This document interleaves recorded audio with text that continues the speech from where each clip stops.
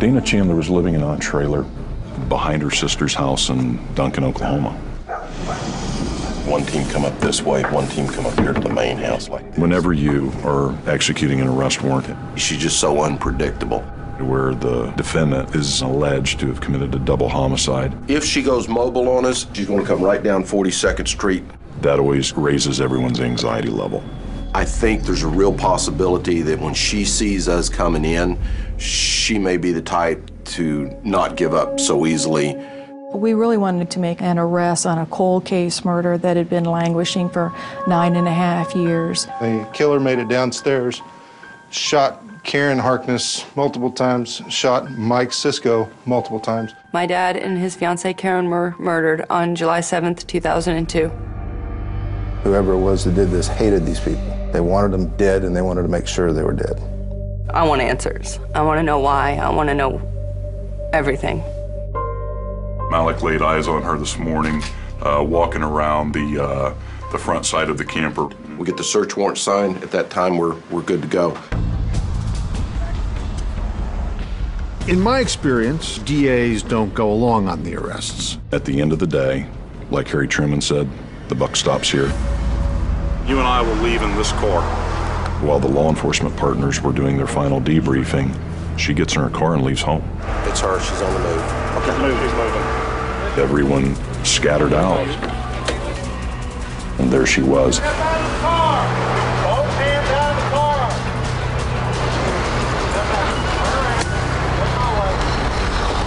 Walk back and start me. He's coming backwards. For 10 years, I've been thinking about justice. Right there, get down on your knees. Hands down. She's gotten away with something that she did. Dana committed these murders, took 2 people's lives.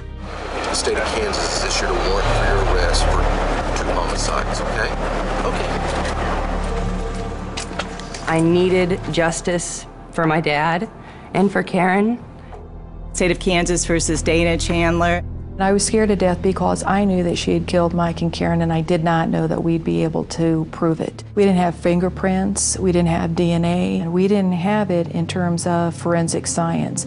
I know she's dangerous. I have no doubt in my mind. She would not hesitate to get revenge on me. I know that.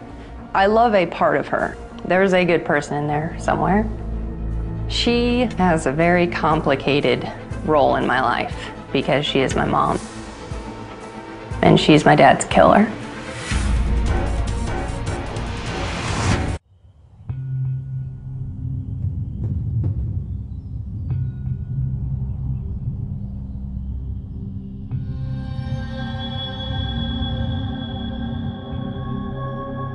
She's being held accountable for what she's done, and I hate that that's the truth, but it is.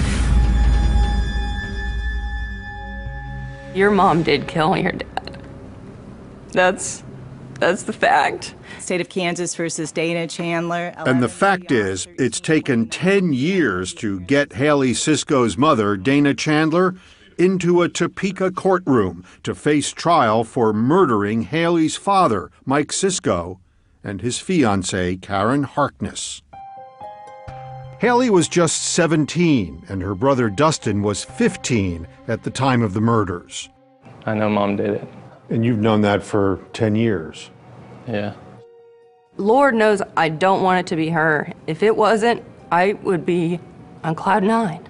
The question is, will prosecutors be able to convince the jury that Dana Chandler is a murderess? Convict her because she killed Mike Sisko, she killed Karen Harkness, and she robbed her own children of their father and his fiancée.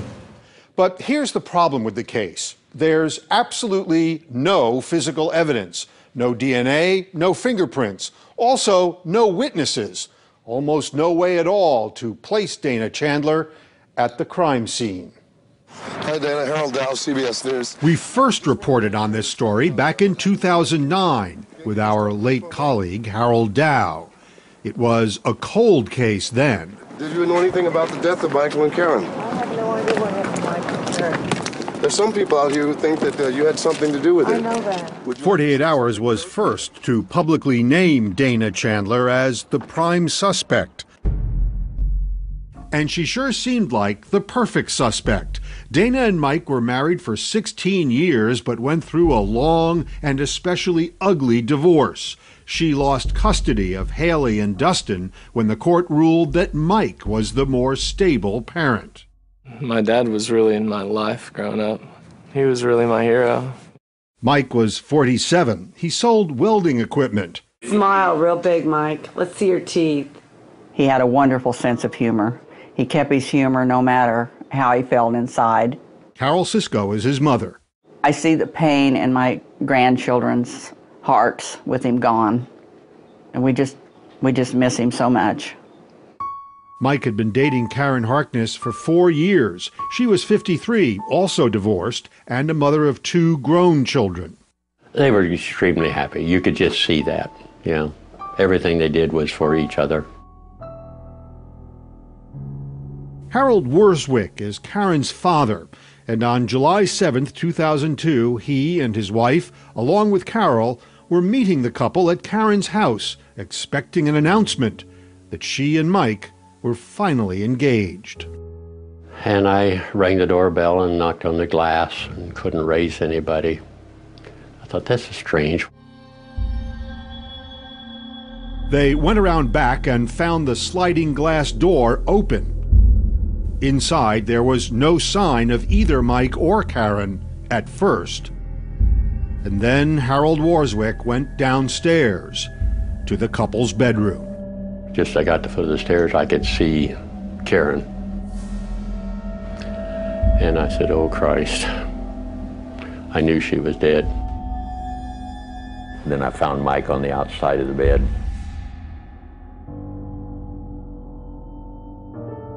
Mike and Karen had been shot 11 times. The number of shots was the particularly important thing there, I felt, that it was overkill. Lead detective Richard Voley. It told me that there was some emotion involved in it. Police were able to quickly rule out robbery as a motive because they found cash, along with Mike's Rolex and Karen's jewelry, untouched. There was no profit motive in this. This was pure revenge. So investigators started looking for someone with a grudge against one or both of the victims. We began looking at the victims' families.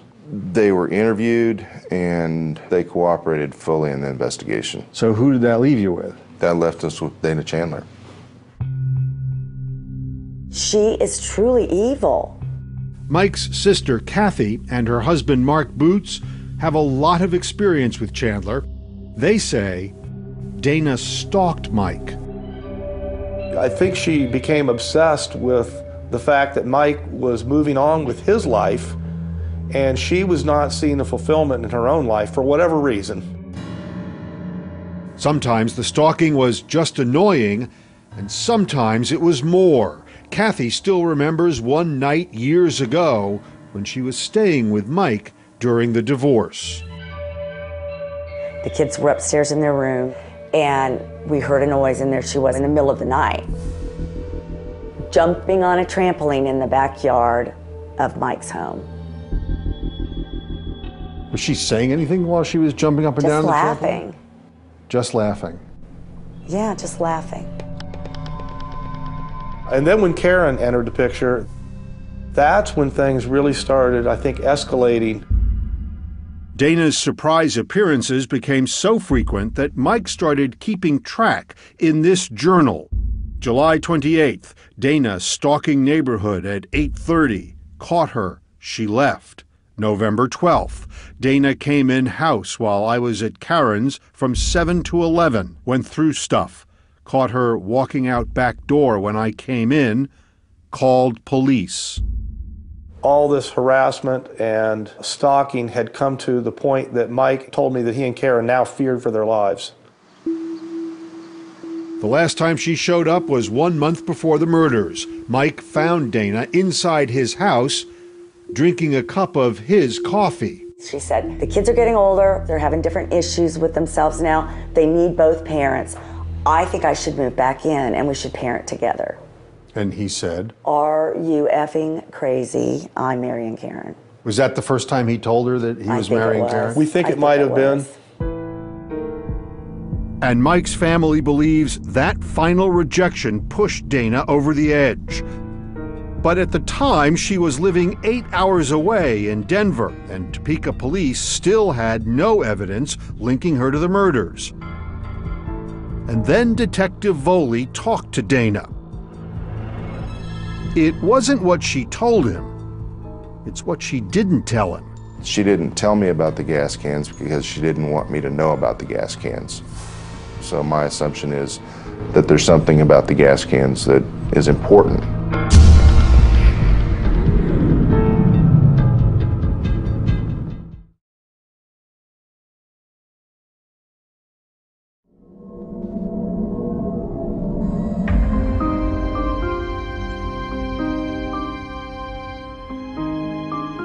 I'm just like, who else could have done this? It's got to be somebody else, you know. I just can't believe it was my mom. My mom? But Haley's mother, Dana Chandler, was now the main suspect, and Detective Richard Voley interrogated her about where she was around the time of the murders. She said she'd been at home Saturday morning, that's July 6th, and then made a couple of errand stops. Chandler said she had bought cigarettes, snacks, a coffee thermos, and a replacement cigarette lighter at various stores around Denver before filling up her car with gas and returning home around 3 p.m. She said she'd stayed at her apartment by herself, didn't have any visitors, and the next day got up and went for a drive in the mountains at 10 o'clock in the morning. But there was no trace of her, no way to prove where she was after her errands until hours after the killings. What we found was there was a 27-hour window where her phone wasn't used and there were no credit card transactions. There's Dana. That is a key point for Chandler's one-time brother-in-law, Mark Boots.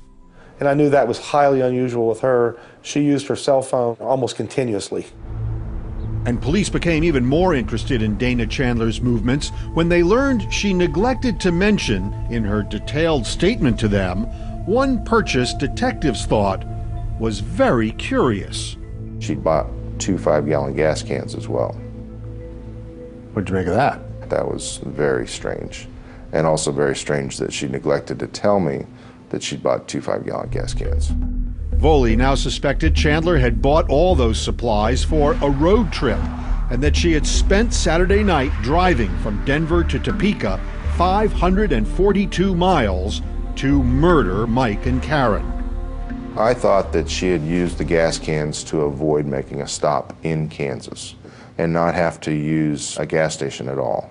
But if Chandler made the drive on the night of the murders, Detective Voley needed to find someone who saw her.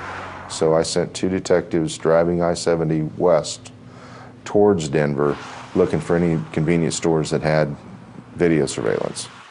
And it was here at this truck stop in Waukene, Kansas, that police got their first big break. They didn't have surveillance cameras here, but they did have one eagle-eyed clerk named Patty Williams. And she told police she was 70% certain that Dana Chandler stopped here the night of the murders to use the restroom and look at some self-help books, including this one, Overcoming Hurts and Anger. That lady described Dana Chandler down to the crease in the corner of her mouth on the right side that she called a scar. Bullseye. Bullseye. Voley thought he had enough to arrest Chandler and went to the DA at the time, Bob Hecht. And he said, but you can't put her in Kansas. I said, we have Patty Williams that puts her in Kansas. And he said, but that's only a 70% ID. I said, that's true. And that was essentially the end of the story. A reluctant DA meant the Cisco Harkness murder case went cold, so the Cisco family started their own investigation, looking for evidence the police might have missed. I put her picture up everywhere. Have you seen this person? Kathy Boots and her mother Carol, who was then 65 years old, hit the road, searching for clues in dumpsters and in rest stop bathrooms. Well, we thought, maybe she threw the gun somewhere. So I would stand on a toilet and try and push a tile up. Mom and I would take, this is awful, manholes up and, pry them up and try and see down in there. And I just kept thinking, there's something we're missing. So you took this on yourself? Yes. Not surprisingly, Kathy and Carol found nothing. But then Haley joined in the investigation. For years, she secretly tape-recorded her own mother, hoping Dana would reveal something Haley could use against her one day. I think that the only way I can really move on with a relationship with you is if you can just tell me yourself that you did it. Well, number one, I didn't do it. And number two, I don't know what happened, Haley. Was that hard to do? I don't want to believe it was my mom. That's the last person. And every time I talked to her, it was more and more apparent that she was hiding something, that she was hiding the truth. And you had plenty of time to get to Kansas by Saturday night at midnight. Haley, I was not in Kansas at Saturday night at midnight. I was not in Kansas at all that weekend. I just obviously wish I could have got her to confess. But after years of investigation, both amateur and professional, there was finally a turning point. It came in a local pizza parlor called Glory Days. What happened in this pizza parlor? This is where I met Chad Taylor, as he was candidate Taylor then for DA. He was running for DA? Running for DA. I'd never met the man before, and then I started pitching some of the things that I was interested in this case in particular. Dana Chandler. Yes. And he said, when you win the DA's race, I want to sit down and talk with you about this case because I think it's a fileable case. I think it's a winnable case. It just, we need somebody to work it. And that's kind of how it started from there. Chad Taylor won that election and took office in 2009. The murders became a priority again, and he took a hard look at the circumstantial case with Chief Deputy DA Jackie Spradling. A strong circumstantial case is never as good as a strong scientific case. They worked it for 2 years and finally decided, even though the case had problems, it was time to move. This gets no better. This case is never going to get better than it is. It's right now today. 10 years after the murders and 8 months after Dana Chandler's dramatic arrest, the case was finally going to trial. Were you ready? I've been ready since years, many, many years. She'd better be ready for anything because Haley will have to help prosecutors paint the ugliest possible portrait of her mother. A woman's a nut job. If she's a bad mother, if she's a crazy person, doesn't necessarily make her a killer. This hag killed 2 people, and the reason we know that is because everything she said she was doing instead of the killing was a lie. 10 years, no forensics. Is it worth pursuing this totally circumstantial case? Chat now on Facebook and Twitter.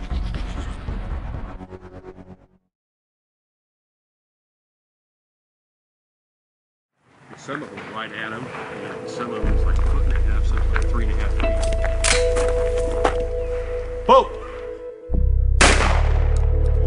feet. District Attorney Chad Taylor had Dana Chandler in his crosshairs.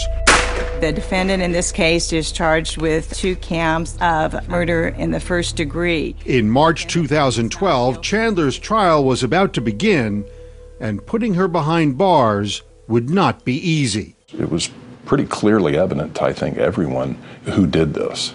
The issue was, could it be proven? But the case is strong enough for the families of Karen Harkness and Mike Sisko. I would rather try and see what happens at trial than to never know. May I please the court? In opening statements, Deputy DA Jackie Spradling gets right down to business. I could kill him. I thought about killing him. These are the words of this defendant about her ex-husband, Mike Sisko. The defense case is simple and pretty obvious. That there is no evidence that places Dana Chandler in or near the Harkness residence on July 6 or 7, 2002. Mark Bennett, doesn't Chandler's exist. lawyer, argues the reason there's no forensic evidence linking Chandler to the crime is she didn't do it, period, end of story. I believed her. I still believe her. But the prosecution hopes to convict Dana Chandler largely with her own words. Where was she the night of the murders? For 27 hours, she was unaccounted for. Her lack of an alibi is huge. As it turns out, Chandler told two different stories, one to police and one to a friend, and both versions seemed fishy. Dana first told Detective Voley that story about spending the night of the murders at home, and the next day driving through Rocky Mountain National Park. But there's a problem with that story. Law enforcement watched countless hours of video from the cameras going into and out of Rocky Mountain State Park. She wasn't there. Shortly after that statement to police, Dana gave a friend, Jeff Bailey, a different story. She told me that the story she was giving me was the truth, and the story that she'd given to the law enforcement was not the truth. Chandler told Bailey she had gone camping and had slept in her car on the night of the murders. And here's the problem with that story. Along the route Dana said she took back in 2002, there were historic fires blackening Colorado. But she told Bailey she saw nothing. In your view, what did this landscape look like when she was driving through there? Black, charred, and just nubs that used to be the trees. It's simply unimaginable to drive through acres of burnt forest and not know that the thing had been burned up. Wherever Dana was for those 27 hours, the authorities know the Sunday after the murders, she ended up in Loveland, Colorado, 57 miles north of Denver. She bought gas and went to Walmart for some new clothes. Why do you think she bought clothes in Loveland? Because she threw away the clothes that she used when she was doing the killing.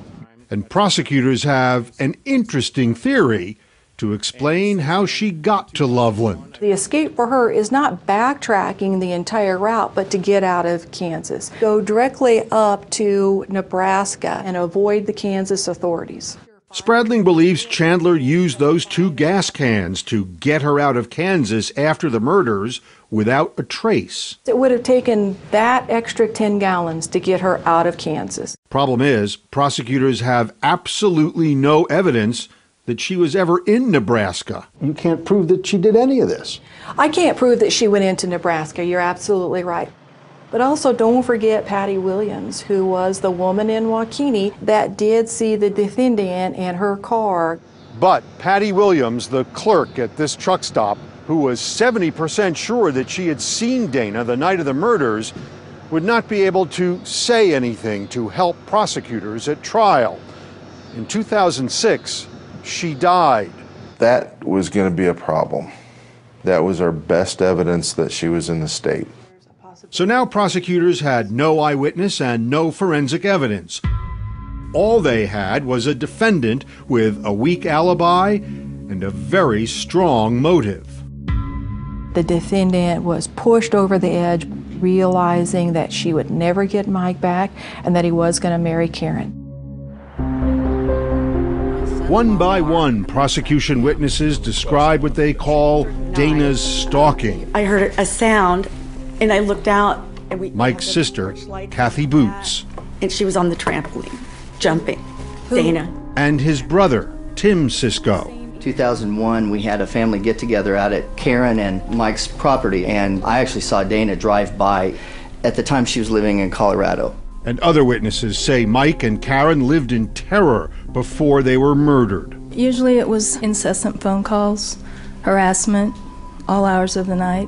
She called as often as you can dial the phone. Just hit repeat or redial over and over, sometimes a minute apart, sometimes 3 minutes apart. Mark Bennett says Dana was just being a good mother. I think there were many calls that she made to talk to the children. But Haley says her mother never asked about her or her brother Dustin. Every time she would call, she would ask me, what's your dad doing? Where is he at? What's he doing? She would not let me off the phone. And there's more evidence that Dana Chandler was not just a stalker. She was becoming dangerous. When I saw the look on Mike's face, he was distraught. For the last 10 years, Mark Boots has been haunted by the last conversation he had with Mike on a fishing trip. It was just the week before the murders. He turned to me and said, "Mark, you're going to wake up and find me dead, and I want you to know who did it. Dana Chandler." Will you tell us your name, please? Mark Boots. Mark thinks if he can tell that to the jurors, it could be powerful enough to assure a conviction. Was he talking to you about some recent events that were disturbing? Yes. Will you tell us what they were, please? Judge, can we approach, please?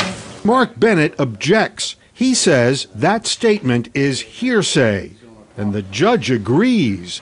So the jury will not be allowed to hear that Mike predicted his own death at the hands of his ex-wife. I think it's a travesty that they can't hear that. Mike told it directly to me, and I believe I should be able to tell the jury. Mike sure can't. But there are still 2 more witnesses with devastating first-hand testimony. Do you know the defendant in this case, Dana Chandler? Yeah, she's my mom. Dana's own children, who will face their mother in court. I'm Haley Cisco. I know it's going to be very hard. It hurts a lot to face what's really happening. But you can do this? I can do this.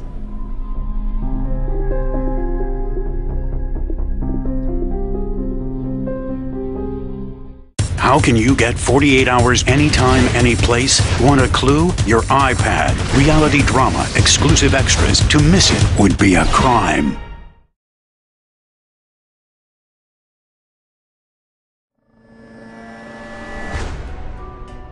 I've built so much anger toward her. She doesn't even realize what she's put me and my brother through. It's hard to know if Haley and Dustin Cisco are looking forward to this moment or dreading it. 10 years after their father and Karen Harkness were murdered, Dustin and Haley are about to become star witnesses against their mother. I want to know why. Why'd you do it? Dustin is up first. The prosecutors want him to tell the jury that his mother used visitations with her children to stalk their father. She took me and my sister with her to go spy on my dad. And so we were in the car, and she told us, you know, we're just going to be her little helpers. My mom and my sister got out of the car to go peek into a window. And how old were you at the time, roughly? 12, maybe. And at the time, I didn't know it was strange. I thought it was just a game, you know. Yes, I ended up going on the trip. Dustin appears unemotional through his testimony until Jackie Spradling asks him how he found out his father had been murdered. Dustin was away on a canoe trip.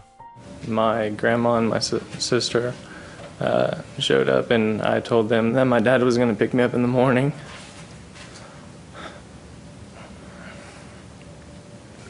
Do you want a break, Dustin? It'll be okay. Do you want one? And they told me that my grandma sat me down and told me that he was murdered. It's hard to watch Dustin relive that moment. I'm almost done. Even for the prosecutor, who has seen more than her share of tragedy. Did your dad have trouble with anybody but the defendant?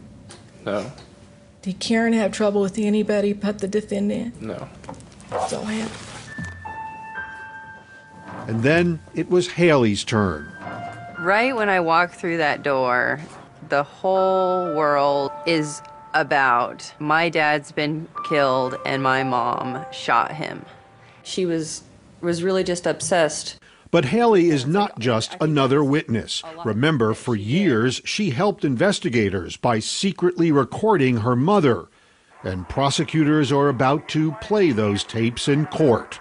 You want to know what happened to your dad? I don't blame you. I want to know what happened to your dad so that I can get off the hook, because I'm sick of being on the hook for it. It was during that recording that Dana, who is a recovering alcoholic, for the first time tried to explain why she bought those gas cans. I ran into a girl that had run out of gas at an AA meeting, and so so I went and got gas for her. She asked me for money, and we don't give people money at AA. But over the years, Dana has never named that woman. What was her name? Can get a hold of her? I mean, if she could say that, that would just be awesome. Kaylee, I have no idea. You don't know? What? Just as I thought. It really wasn't a surprise. The G, the U, the I, the LTY, it started getting bigger and bigger and bigger and bigger every conversation. Like her brother, Haley could only remain composed for so long as she testified against her mother. We caught eyes a few times, and just real hatred, just hatred. She's just burning me at a stake, pretty much. Then, during a break in the testimony, her mother seemed to mouth silently across the courtroom, "I still love you. It's okay. I'll always love you." And Haley broke down. And a few moments later, she also seemed to mouth, "You're my baby girl."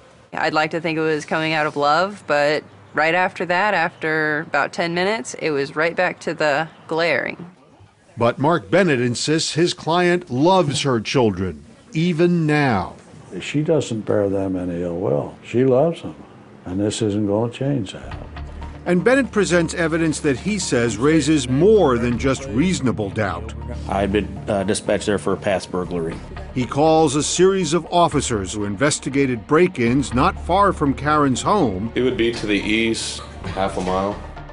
Bennett says had striking similarities to this case, like the sliding glass door that was found open at the crime scene.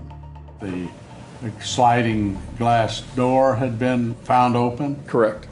In at least one of those burglaries, blank checks were stolen. And after the murders, Bennett says two men, Walt Rogers and Terry Tigner, were in possession of one of Mike's checks. They got two people out there, Terry Tigner and Walt Rogers, that are bad, bad people. They've got long rap sheets and a lot of convictions. Prosecutors dispute that theory. The police determined the check was not taken from the murder scene. It was forged, but made out for just $30, and whoever committed the murders left behind that watch and the jewelry and the cash. Still, Bennett argues the police ignored other suspects. I think they had made up their mind who the likely suspect was. And they did that, Bennett argues, even though there was nothing concrete linking Dana Chandler to the murder. You saw me swear the testimony. He used lead detective Richard Voley to make that point. Was there any physical evidence, hairs, fibers, receipts, anything that placed her in Topeka, Kansas, or the state of Kansas? There were no hair or fibers that linked her to the state of Kansas. It turned out when this case was reopened, there was one tiny piece of what could be physical evidence. It was a human hair on one of the shell casings. Physical evidence carries greater weight than circumstantial evidence. They had physical evidence. The hair did not match Dana or either of the victims, and authorities did not test it any further. Can you tell this jury that those hairs and that DNA that was unidentified did not match Terry Tigner's? No. Same thing true of Mr. Rogers? It was not checked. Bennett argues the hair could belong to the real killer. They should have explored all the potential physical evidence that they had. And now the Cisco family is afraid the jurors will see holes in this case, that they'll find reasonable doubt that Dana Chandler will be set free. If justice is not served and she's released, it's going to be a life-changing event for all of our family. We're going to have to relook at how we're going to live our lives because we truly are afraid of Dana Chandler.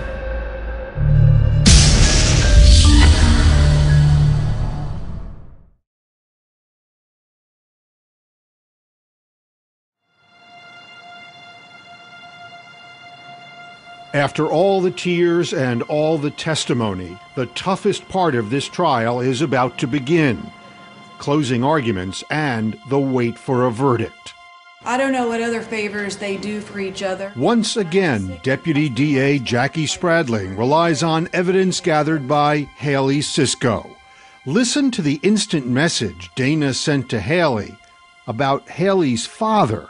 I cannot continue to have that bastard in my life anymore. In an email to her then 14-year-old daughter, Dana slams Karen Harkness, too. I know she's a tramp, and I pray to God you never go there.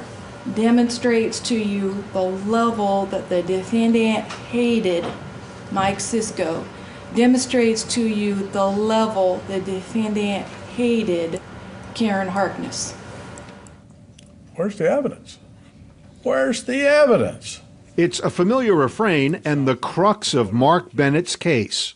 All this time they've been trying to put her in Kansas when this happened.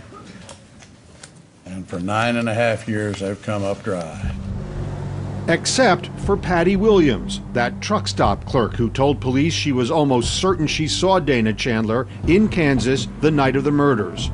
Even though she's dead, she still could be a major factor in this case. Not being hers. Shortly before the trial started, the prosecution got their hands on these jailhouse phone recordings between Chandler and her sister, Shirley. I'll keep wanting to talk about that Patty Williams. She's dead. I know.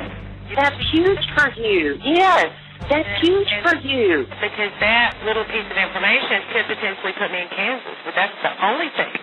The defendant is celebrating with, right alongside Shirley, the fact that the person who could put her in Kansas is dead and cannot come and testify against her. I am feeling, today was such a good day. This defendant is guilty. Finally, Spradling urges the jury to end the 10-year ordeal for the victims' families. You're the end of this story.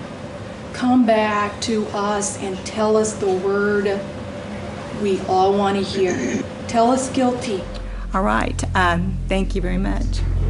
And with that, the case goes to the jury at 2:37 p.m. Despite a courtroom filled with circumstantial evidence, prosecutors are still filled with worry. Do we have the right jury, and are they going to allow this to happen without that smoking gun or that fingerprint? They wouldn't have to wait long for an answer. At 4 p.m., there's a verdict. The jury's been out just 83 minutes. This could go either way. What are you feeling? If it's that quick, does that mean it's going to be guilty, or does that mean they didn't buy into any of this? The last few minutes, waiting for the jury to announce its verdict, were agonizing. Defendant would please stand. We, the jury, find the defendant guilty of the crime of murder in the... Dana Chandler is guilty of 2 counts of first-degree murder. She barely has a reaction.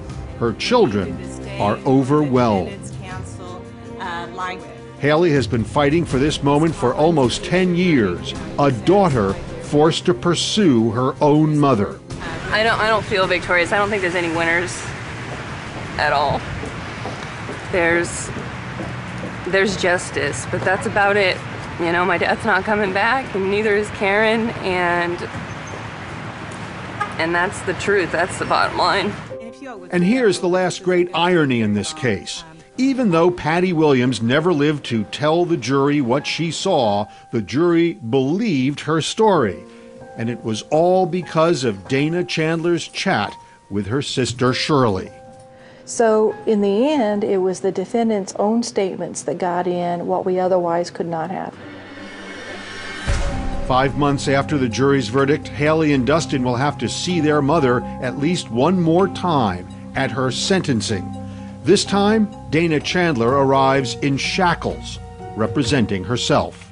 I absolutely deny I ever stopped Mike or Karen, and there's been no evidence presented that I did. But most importantly, I deny that I murdered Mike or Karen. I am innocent. I did not murder Mike or Karen. 6 members of Mike and Karen's families want to tell Dana what she did to them and ask the judge to give her a life sentence.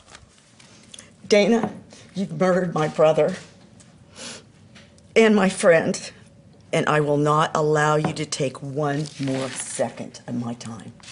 not one more second. But it's Haley, speaking for herself and her brother, who has the last word for the Cisco family. We each have a deep scar in our souls from what this monster has done. But I will stand here today and tell you that we are survivors. We will live the fullest lives that we can because that's what my dad would have wanted for us. Dana could care less about us and our struggles, but my dad wants us to flourish while we're on this earth. And that's what we're going to do for you, Dad. I have just sentenced you to life. Dana Chandler is given 2 life sentences, one for killing Mike Cisco, one for killing Karen Harkness.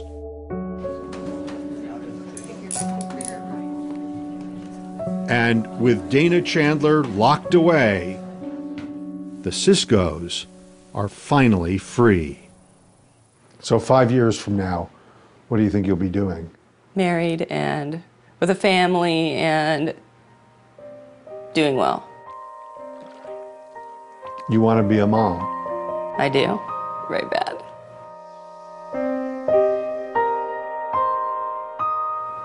I want to be everything my mom wasn't.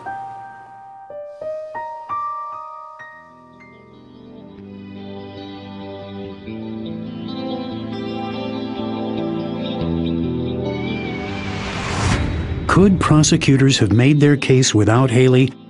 Chat now on Facebook and Twitter.